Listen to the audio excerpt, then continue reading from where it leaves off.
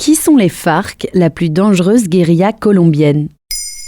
Merci d'avoir posé la question. Le 20 novembre 2022, des affrontements ont eu lieu entre deux groupes dissidents des FARC, les Forces armées révolutionnaires colombiennes, dans le sud-ouest du pays, à la frontière avec l'Équateur. 18 personnes ont été tuées. Un événement pas anodin qui vient réveiller des tensions dans un pays qui a connu un conflit armé ces 5 dernières décennies, et alors qu'un accord de paix a été signé entre les FARC et le gouvernement en 2016.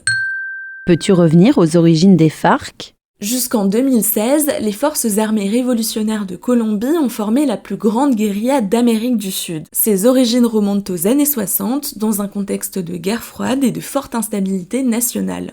Entre 1947 et 1953, une guerre civile, lancée par le candidat libéral à l'élection présidentielle, a bouleversé le pays. En 1953, à la suite d'un coup d'État, une dictature militaire est instaurée. Mais des milices paysannes, proches de l'idéologie communiste, implantées dans toutes les régions, s'opposent au pouvoir central. Elles se rejoignent en 1964 pour former les FARC.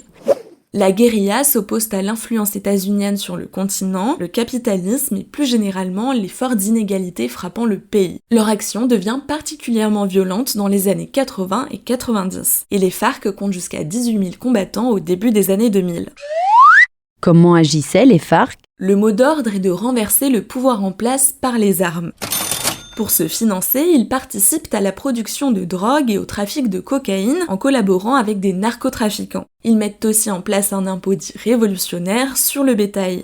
En plus des assassinats, les FARC pratiquent beaucoup d'enlèvements de personnalités politiques et de personnes de la société civile. En échange de la libération des prisonniers, ils demandent des rançons énormes. En 2002, la franco-colombienne Ingrid Betancourt, candidate à l'élection présidentielle en Colombie, est enlevée dans la jungle. Elle est libérée en 2008 après des années de négociations. Et comment est intervenu le processus de paix ? Il s'agit d'un travail de longues années entamé dès 1984.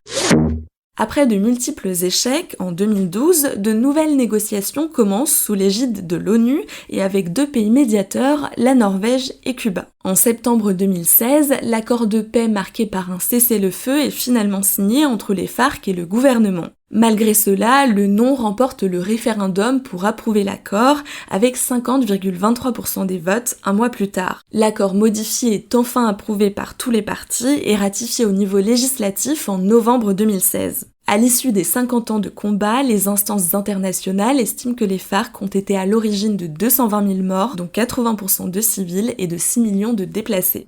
En 2017, après un cessez-le-feu définitif, un désarmement, la fin d'activités illégales et l'insertion de ses membres dans la société civile, les FARC deviennent un parti politique. L'acronyme est gardé mais correspond alors à Force alternative révolutionnaire commune. Mais alors pourquoi les FARC sont-elles encore dans l'actualité ? Lors des accords de paix de 2016, des groupes dissidents des FARC ont émergé, refusant le traité. L'Institut d'études pour le développement de la paix en comptait 5200 en 2021. En juin 2022, l'élection de Gustavo Petro à la tête d'une coalition de gauche a un peu changé la donne. Le nouveau président s'est positionné en faveur d'une paix totale. Il souhaite notamment de nouvelles négociations avec l'Armée de Libération Nationale, un autre groupe dissident de guérilleros composé de 2500 combattants et dernière grande guérilla active sur le continent.